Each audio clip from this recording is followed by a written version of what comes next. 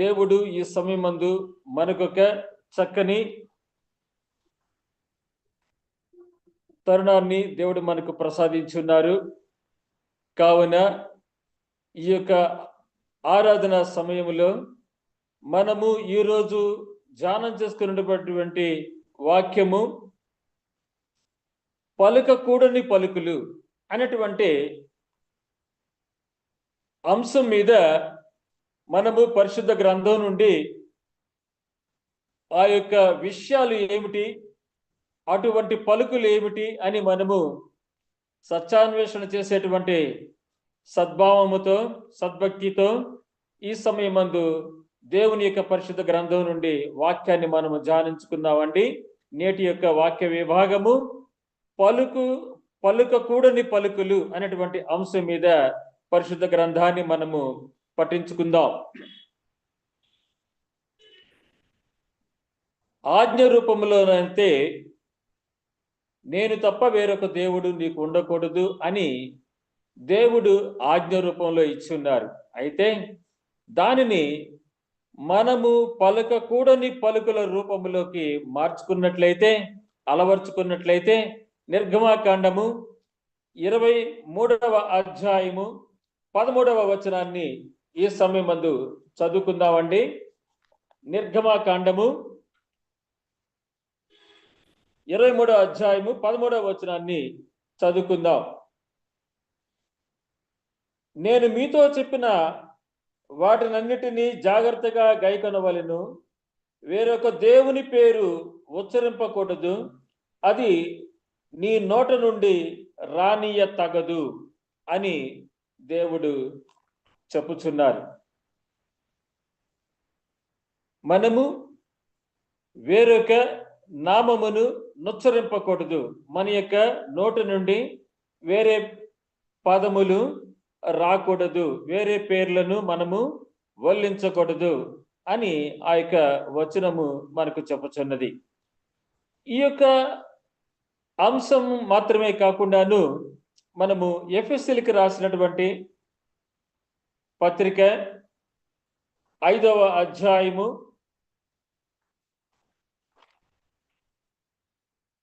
3, 4, 6, 7 వచనాలను కూడా చదువుకుందామండి. ఎఫెసీయులకు రాసినటువంటి పత్రిక 5వ అధ్యాయము 3, 4, 6, 7 వచనాలని చదువుకుందాం. మీలో జారత్వమే గాని, ఏ విధమైన అపవిత్రతే గాని, లోభత్వమే గాని వీటి పేరైనను ఎత్తకూడదు. ఇదే పరిశుద్ధులకు తగినది.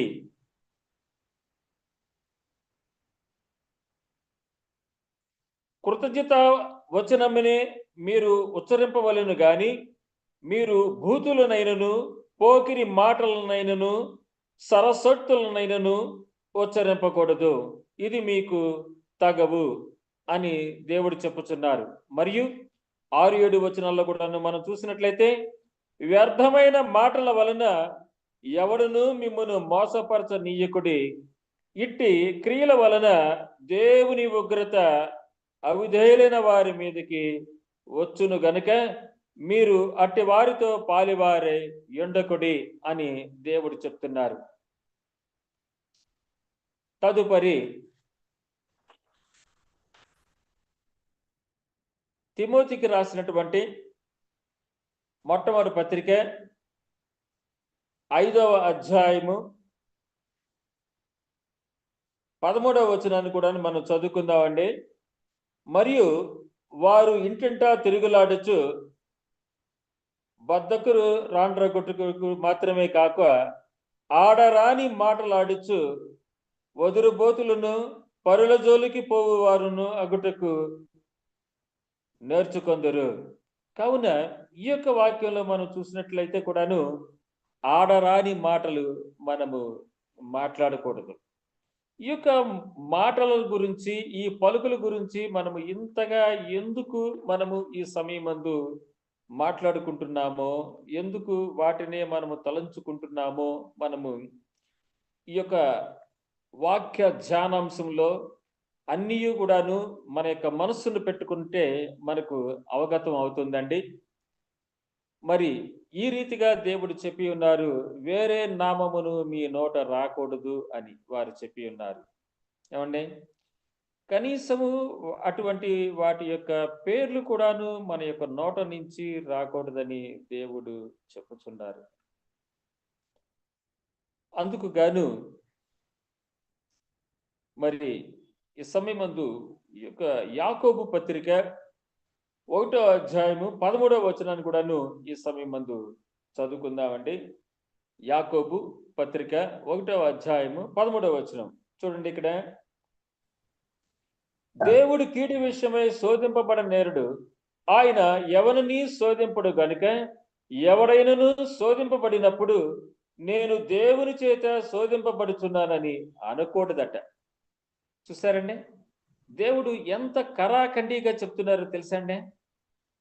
మనకు వచ్చేటువంటి శోధనలు మన యొక్క తప్పిదముల చేత, మన యొక్క స్వకీయ దురాశల చేత మనము మరులు కలపబడినటువంటి వారమై మనంతట మనము ఆ యొక్క శోధనలకు మనము సోపానమవుతున్నాము. అంటే వాటికి స్వాగతం పలుకుతున్నాము.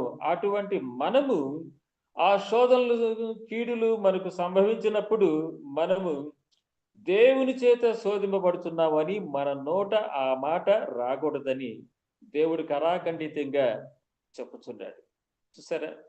ఈ మాటలకు ఎంతటి ప్రభావం ఉన్నదో, శక్తి ఉన్నదో మనము మున్ముందు ఇంకా కొన్ని వాక్యాల ద్వారాగా తెలుసుకుందామండి.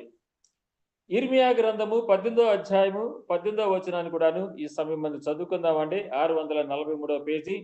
ఇర్మియా గ్రంథము 18:18. దీనిలో కూడాను మనం చూసినట్లయితేనండి, ప్రవక్త వాక్యము చెప్పక మానడు, వాని మాటలలో దేనిని వినకుండా మాటలతో వాణ్ణి కొట్టుదుము రండి అని చెప్పుకొనుచున్నారు. చూసారండి?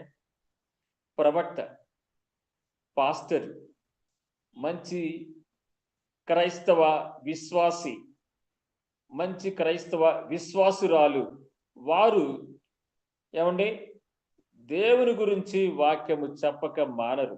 వారు చెబుతూనే ఉంటారు. ఎందుకంటే వారు దేవుని చేత అభిషేకించబడినటువంటి వారు.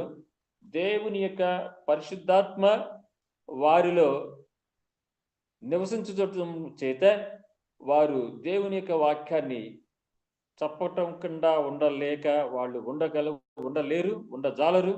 వారు అన్ని విషయములకు సంబంధించినటువంటి వాక్యములను వల్లివేస్తూనే ఉంటూ ఉంటారు.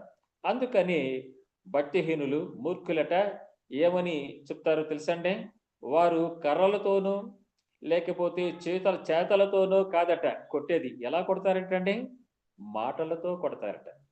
ఏమంటే ఈ మాటలతో కొట్టేటువంటి అంశం గురించి ఇంకా కొంచెం మీకు ఏదన్నా వివరణ కావాలని అనుకుంటే కనుక మీరు ఆలకించండి. నా ఇంటి ఆడబడుచుకే నా ఇంటి ఆడబడుచు ఒక ఇంటిలో మరి ఆమె గృహిణిగా, కోడలుగా వెళ్ళింది అనుకోండి.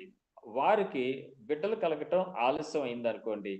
ఎటువంటి మాటలతో, సూటిపోటి మాటలతో ఆమెను ఏ రీతిగా కొడతారండి? ఆమెను ఏ రీతిగా హింసిస్తారండి? ఏ రీతిగా బాధిస్తారండి? కదండి? ఇటువంటి ఈ యొక్క సూటిపోటి మాటలు అనేటువంటివి మనకు బాగా అవగతమైనటువంటి సందర్భాలు. అయితే ఇర్మియా ప్రవక్త గురించి వారు ఎందుకు చెప్తున్నారంటే, నేరుగా ఇర్మియా ప్రవక్త గారిని ఎదుర్కోలేక, ఆయన యొక్క నోరును ముయించలేక ఏమండి వారు ఏం చేస్తారటండి? ఎదురు మాటలతో వారిని కొట్టాలట. అంటే ఎదురాడి మాటలతో కొట్టడం అంటేనండి, వారిని ఆత్మీయంగా, మానసికంగా వారిని కృంగతీయాలి అనేటువంటి దురభిప్రాయాన్ని సాతానుడు వారిలో కలిగించటం చేత వారు ఆ రీతిగా అటువంటి నిర్ణయాన్ని, తీర్మానాన్ని తీసుకొని మనము ప్రవక్త ఇర్మియా మనకు బుద్ధి చెప్పకుండా ఉండడు, మనకు హితవాక్యములు బోధిస్తూ ఉంటాడు. కావున మనము వెళ్ళి అతన్ని మాటలతో కొడదామని వారు ఒక గ్రూపుగా తయారైనటువంటి విధంగా, లేకపోతే సాతానుడి యొక్క ప్రేరేపణ, సాతానుడి యొక్క అనుచరులుగా దైవజనుడైనటువంటి ఇర్మియా ప్రవక్త మీద వారు మాటల యుద్ధము, మాటలతో దాడి చేయటానికి పూనుకున్నట్లుగా మనము అక్కడ చూస్తున్నాం. మరి మనం కూడానండి దేవుని గురించి ఏదన్నా విస్తారముగా వివరించి ఏదన్నా చెబుతూ ఉంటే కొంతమందికి విసుగు పుడుతుంది. కొంతమంది కసురుకుంటారు. కొంతమంది మనల్ని చూస్తేనే పారిపోతా ఉంటారు. అయ్యో! ఈళ్ళొస్తున్నారురా క్రైస్తవులు. ఈళ్ళు క్రీస్తు దేవుడి గురించి చెబుతారురా అని పారిపోయేటువంటి వారు కూడాను ఉంటూ ఉంటారు. ఏదేమైనప్పటికీ కూడానండి, మన యొక్క విశ్వాసం అనేటువంటిది గొప్పది. మన నోట వచ్చేటువంటి పలుకులు, మాటలు దేవుని యొక్క జ్ఞానయుక్తమైనటువంటి జీవపు ఓటలు కదండీ!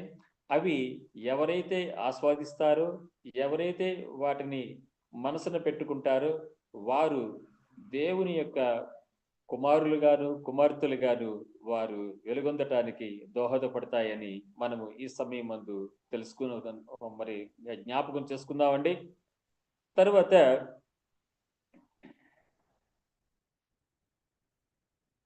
మన యొక్క మాటలు మనము పలికేటువంటి మన యొక్క పెదవుల గుండా వస్తున్నటువంటి ఆ యొక్క పలుకులు బహు జాగ్రత్తగా ఉండాలి.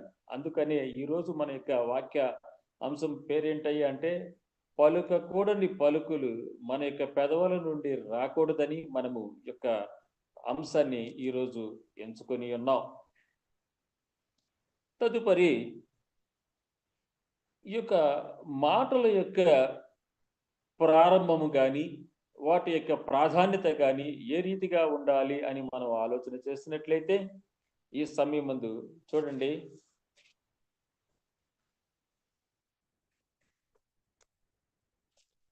ప్రసంగి గ్రంథము 10వ అధ్యాయము 12-13 వచనాలని ఈ సమయం ముందు ధ్యానం చేద్దామండి. ప్రసంగి గ్రంథము 10వ అధ్యాయము 12-13 వచనాలు. జ్ఞానుని నోటి మాటలు ఇంపుగా ఉన్నవి, అయితే బుద్ధిహీనుని నోరు వానినే మృంగివేయును. వాని నోటి మాటల ప్రారంభము బుద్ధిహీనత, వాని పలుకుల ముగింపు వెర్రితనము అని పరిశుద్ధ గ్రంథములో ప్రసంగి పుస్తకములో 10వ అధ్యాయము 12-13 వచనాలు ఆ రీతిగా మనకు హితోపదేశాన్ని చేస్తున్నాయి. అంటే మన యొక్క నోటి మాటల యొక్క ప్రారంభము బుద్ధిహీనంగా ఉండకూడదట. ఏమండి, మనము మాట్లాడేటువంటి మాటలు దైవపరంగాను, దైవికంగాను, ఆధ్యాత్మికంగాను, సహోదర తత్వాన్ని వెలువరించే విధంగాను మన యొక్క నోటి మాటలు ఇంపుగా, సొంపుగా, మృదువుగా ఉండాలట. ఏమండి, ఎంతటి మూర్ఖులనైనా మనము ఇంపైనటువంటి మాటలతో, సాత్వికమైనటువంటి ఓదార్పుతో మనము మాట్లాడినట్లయితే అటువంటి మూర్ఖులు సైతము సన్మార్గానికి వస్తారని సామెతల్లో మనము చూస్తున్నాం కదండి. మరి అదేవిధంగా మరి యాకోబు రాసినటువంటి పత్రిక 1వ అధ్యాయము 19వ వచనంలో కూడా చూసినట్లయితే, నా ప్రియ సహోదరులారా, మీరు ఈ సంగతి ఎరుగుదురు గనుక ప్రతి మనుషుడు వినుటకు వేగిరపడువాడును, మాట్లాడటానికి నిదానించువాడునై, కోపించుటకు నిదానించువాడునై ఉండవలెనని దేవుడు చెప్తున్నారు. ఈ యొక్క యాకోబు పత్రిక ద్వారాగా, యాకోబు ద్వారాగా కదండి. నాకైతే వినటానికి మాత్రము నేను వేగిరి పడను, మాట్లాడటానికి మాత్రం వేగిరి పడుతూ ఉంటాను. కానీ వినటానికి మనము నిదానించాలి. ఏమండి, మాట్లాడటానికి కూడాను మనము కాస్త సంశయము మనం పాటించి, వారు చెప్పుచున్నటువంటి మాటలు మన యొక్క మేలు కోసం చెప్పుచున్నారా, లేకపోతే మనకు వారు చెప్పేటువంటి మాటల్లో వారి యొక్క వెరితనం కానీ లేకపోతే అజ్ఞానం కానీ చోటు చేసుకొని ఉన్నదా అని మనము గ్రహించవలసినటువంటి అవసరత ఉన్నదని ఆ యొక్క వాక్య భావం. ఎందుకు ఈ రీతిగా మనము చెప్పుకుంటున్నామంటేనండి, అసలైనటువంటి ఘట్టానికి వస్తున్నాను. అదేమిటయ్యా అంటే, యోబు గారు 18వ అధ్యాయము 2వ వచనంలో ఆయన ఒక మాట, చక్కని మాటను ఆయన చెప్పి ఉన్నారండి. యోబు 18వ అధ్యాయము 2 ఏం చెప్తున్నారో చూసారండి?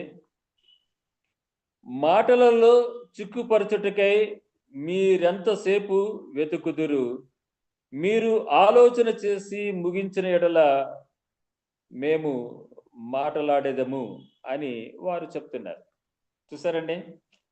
మాటలలో చిక్కుపరచుటకై మీరెంతసేపు వెతుకుదురు అని యోబు గారు చెప్తున్నారు. ఈ యొక్క యోబు గారికి ఇటువంటి ఇన్స్పిరేషను ఆ యోబు గారు ఇంత జ్ఞానయుక్తముగా మాటలతో నన్ను చిక్కుపరచడానికి మీరు ఎంతసేపు ప్రయత్నం చేస్తున్నారా స్నేహితుల్లారా అని ఆయన సంబోధించాడు అంటే, అందుకు ఇన్స్పిరేషన్ ఎవరో తెలుసండి? ఏ సందర్భమో తెలుసండి? ఏమీ కాదండి, మనందరికీ బాగా తెలిసినటువంటి సందర్భం. ఏమిటండి అది? ఏదైనా తోటలో ఆ యొక్క సర్పరూపములో వచ్చినటువంటి సాతానుడు ఏమండి మన యొక్క ఆది తల్లి గారిని ఏం చేశారండి? ఆయన మాటలలో చిక్కుపరచడానికి వారు ప్రయత్నం చేసి సఫలీకృతం గావించబడ్డాడు సాతానుడు. ఏమండి? మొట్టమొదటిగా మన యొక్క ఆది తల్లితో ఆయన మాట్లాడినటువంటి మాట ఏంటో తెలుసండి? తెలుసు కదండి. ఏమిటది? ఇది నిజమా అని అని స్టార్ట్ చేసేది. చూసారండి? అచ్చటితో అవును అని ఆమె దేవుడు చెప్పినవి కొంత అయితే మరికొన్ని మాటలను ఆమె ఏమండి జత చేసి ఆయనకు చాలా మాటలు చెప్పటం అనేటువంటిది జరిగి ఉన్నది.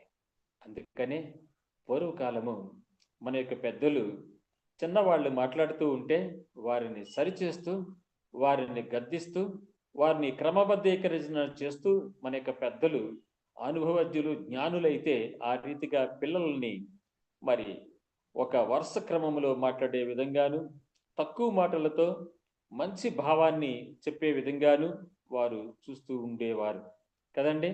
కావున మన యొక్క ఆది తల్లిని మరి సాతానుడు ఆ మాటల్లోనే చిక్కుల్లో పెట్టేసి అతగాడు ఏమండి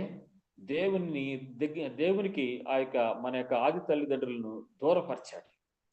అందుకని ఈ యొక్క స్నేహితులను కూడాను ఆయన చూసినప్పుడు యోబు గారికి ఆ యొక్క ఫార్ములా, ఆ సాతానుడి యొక్క ఫార్ములా గుర్తుకొచ్చి, ఎంతసేపు నన్ను మాటల్లో పెట్టి చిక్కులు పరుచుకుంటానికి మీరు ప్రయత్నం చేస్తున్నారు, మీరు ఇలాగా ఆ సాతానుడి యొక్క ఏమండి మాటలు ఏంటంటే దెయ్య బోధ, ఆ దెయ్యాల బోధ నాకొద్దురా నైనా అని ఆ యొక్క స్నేహితులను ప్రేమతోనే ఆ యొక్క యోబు గారు నివారించినట్లుగా మనం అక్కడ చూస్తున్నాము.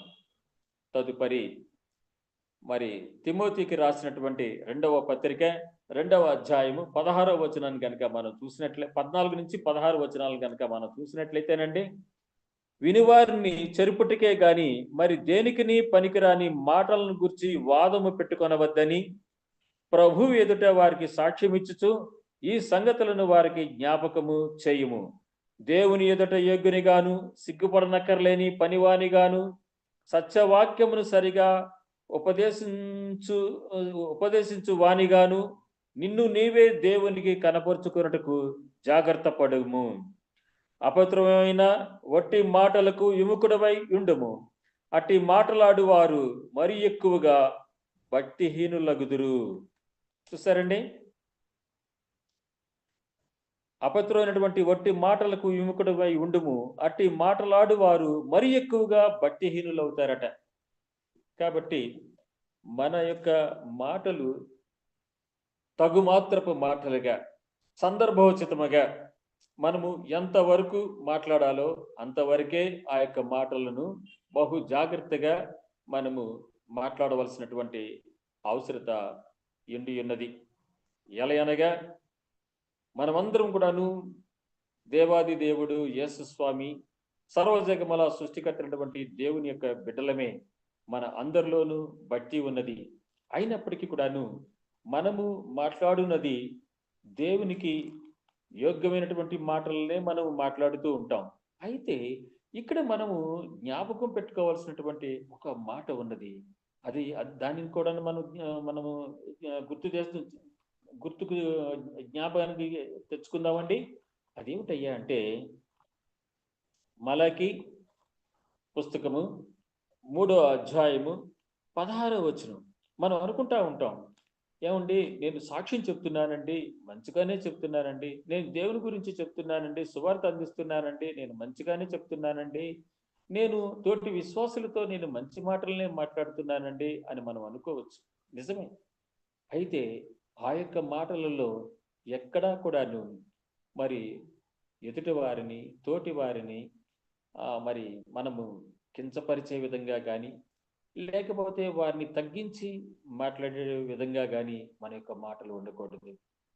మరి కొందరు ప్రార్థన చేసేటప్పుడు కొంచెము తడబాటు పడుతూ ఉంటారు నాలాగా.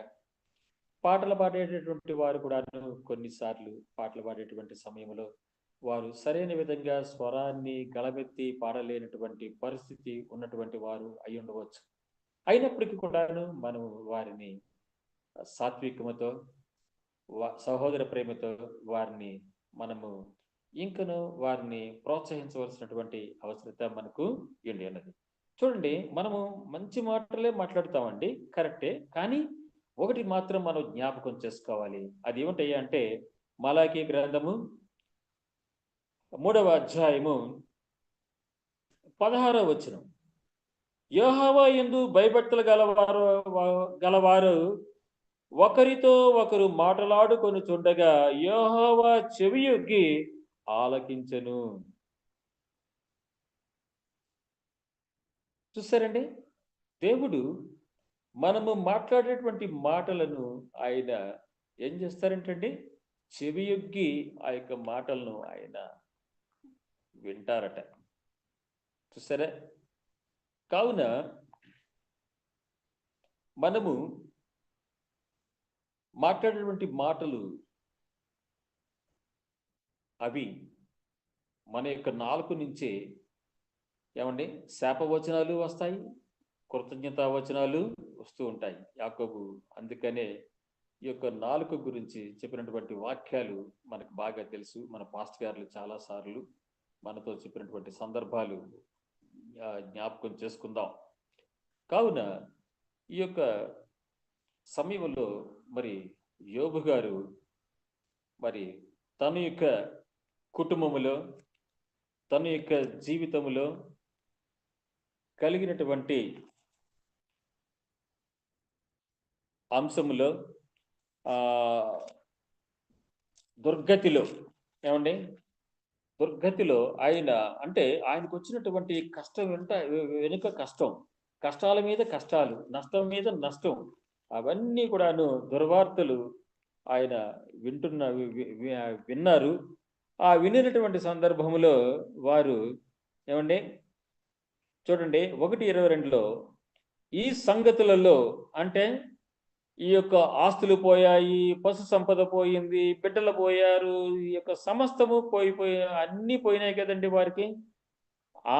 అటువంటి ఈ సంగతులలో ఏ విషయమందును యోబు ఏ పాపమును చేయలేదు, దేవుడు అన్యాయము చేసినని చెప్పనూ లేదు. చూసారండి, ఇక్కడ ఏ విషయమందును యోబు ఏ పాపమును చేయలేదు. చూడండి, ఆస్తులు పోయాయి, పంటలు పోయాయి, పశువులు పోయాయి, పోని అవి మళ్ళీ సంపాదించుకోవచ్చు. కానీ వారి యొక్క బిడ్డలు కూడా పోయారు. అయినప్పటికీ కూడాను అంతటి దుస్థితిలో కూడాను ఈయన యోబు గారు ఏ పాపమును చేయలేదు, దేవుడు అన్యాయం చేసినని చెప్పలేదు. తన నోట ఎటువంటి ఏమండి పొరపాటైనటువంటి మాటలు ఆయన నోట నుండి ఆయన రానివ్వలేదు. పైపెచ్చు ఆయన పలికినటువంటి మంచి మాట ఏమిటయ్యా అంటే, నేను నా తల్లి గర్భం నుండి దిగంబరునై వచ్చితిని, దిగంబరునై అక్కడికి వెళ్ళెదను. యెహోవా ఇచ్చును, యెహోవా తీసుకొని పోయెను. యెహోవా నామమునకు స్తుతి కలుగును గాక అని ఆయన మంచి మాటలు పలికి ఉన్నారు. అటువంటి భక్తి, అటువంటి విశ్వాసము, అటువంటి నిరీక్షణ మనకు కలగటానికే దేవుడు ఈ యొక్క యోబు గ్రంథాన్ని మనకు దేవుడు వ్రాయించి మనకు ఇచ్చి ఉన్నారండి. చెప్పాలంటేనండి, ఈ యొక్క యోబు గ్రంథాన్ని మనము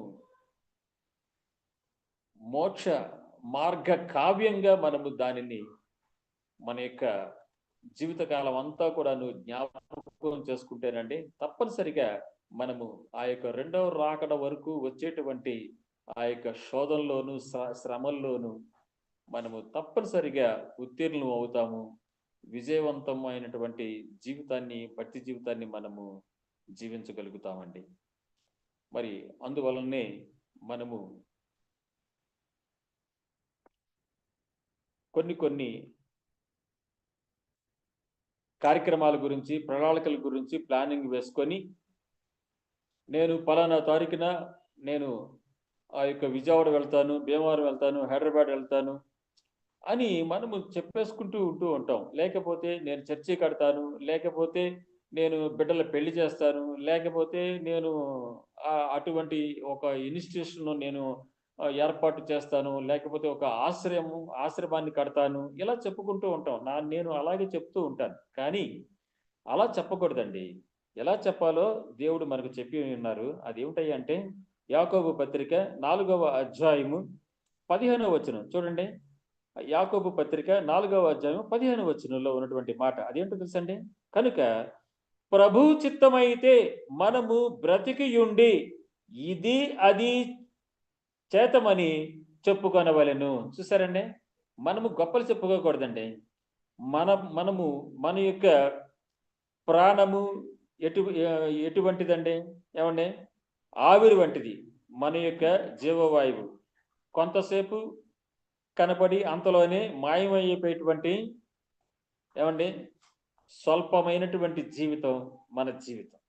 అందువలన మనము ప్రభు యొక్క కృపకు, యేసుక్రీస్తు వారి యొక్క శక్తికి, ఆయన యొక్క మహిమకు మనము స్తుతిపాత్రులం కాబట్టి, ప్రభు చిత్తమైతే మనము బ్రతికి ఉండి ఇది అది చేతమని మనము చెప్పాలే తప్ప, ఏమండి మన యొక్క స్వశక్తి మీద ఎప్పుడు కూడాను ఆధారపడి, నేను ఇది చేయగలను, నేను ఎలాంటి వాడినో తెలుసా, నా బలం ఏంటో తెలుసా, నా శక్తియుక్తులు ఏంటో తెలుసా, నేను ఏ యొక్క కుటుంబంలోంచి నేను జన్మించానో తెలుసా అనేటువంటి ఆ యొక్క జీవపు డంబపు అయినటువంటి ఆ యొక్క డంబీకమైనటువంటి మాటలు మన యొక్క నోట అవి రాకూడదు కదండి. కావున ఇంకను మరి ముగింపుకు మనం వెళదామండి. మరి మత్తయి సువార్త 12వ అధ్యాయము 32వ వచనాన్ని మనం చదువుకుందామండి. మత్తయి సువార్త 12వ అధ్యాయము 32. మనిషి కుమారునికి విరోధముగా మాట్లాడు వానికి పాపక్షమాపణ కలదు గాని, పరిశుద్ధాత్మకు విరోధముగా మాట్లాడు వానికి ఈ యుగమందైనను రాబో యుగమందైనను పాపక్షమాపణ లేదు. చూసారండి. అంతేకాకుండాను 36వ వచనాన్ని కూడా చదువుకుందామండి. నేను మీతో చెప్పినది ఏమనగా, మనుషులు పలుకు వ్యర్థమైన ప్రతి మాటను గూర్చియు విమర్శ దినమున లెక్క చెప్పవలసి ఉండును. నీ మాటలను బట్టి నీతిమంతుడు అని తీర్పు నొందుదువు, నీ మాటలను బట్టియే అపరాధివని తీర్పు నొందుదువు అనేటువంటి ఈ యొక్క తీర్పు సమయములో జరిగేటువంటి పరిణామాన్ని మరి మత్తయి సువార్తలో 12వ అధ్యాయంలో ఈ యొక్క 32, 36 వచనాల్లో మనము చూస్తున్నాము. అయితే మరి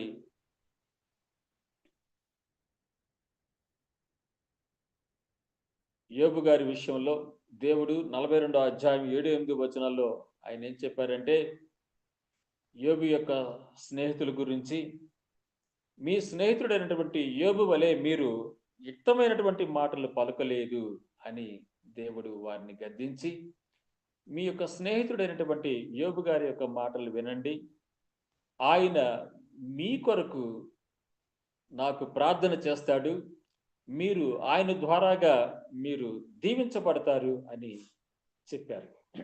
చూసారండి. కావున మనం కూడాను మరి యొక్క ప్రతిరోజు యొక్క జూమ్ మీటింగ్లోను ఏమండి, ప్రతిరోజు మన యొక్క కుటుంబాలలోను దేవుడిని ధ్యానం చేసేటువంటి దైవారాధన కార్యక్రమాలలో మనము చేస్తున్నటువంటి ప్రార్థనా విజ్ఞాపనలో మన యొక్క ఇరుగుపరి వారి గురించి, వారి యొక్క యోగక్షేమాలను కోరుకున్నటువంటి సహృదయమును మరియు నిజ క్రైస్తవులను కాబట్టి మనము ఎల్లప్పుడూ కూడాను మన వలె మన యొక్క పొరుగు వారిని మనము అభిమానిస్తూ ప్రేమిస్తూ, వారిని మరి పెద్దలైనటువంటి వారిని తల్లిదండ్రులుగాను, మరి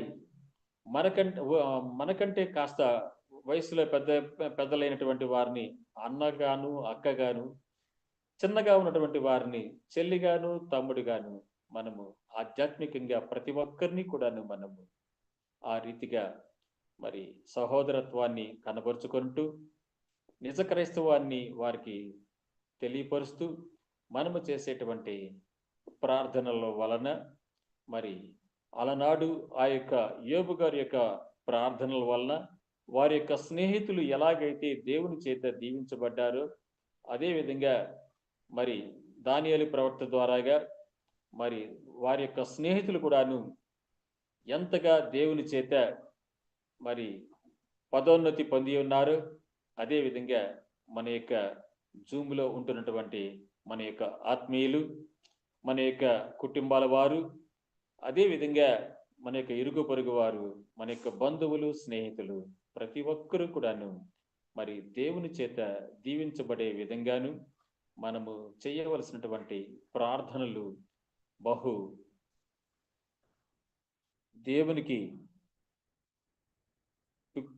దేవునికి ఎప్పుడు కూడాను అవన్నీ కూడాను అంగీకారంగా ఉండే విధంగాను మన యొక్క ప్రార్థనలు ఉండాలండి.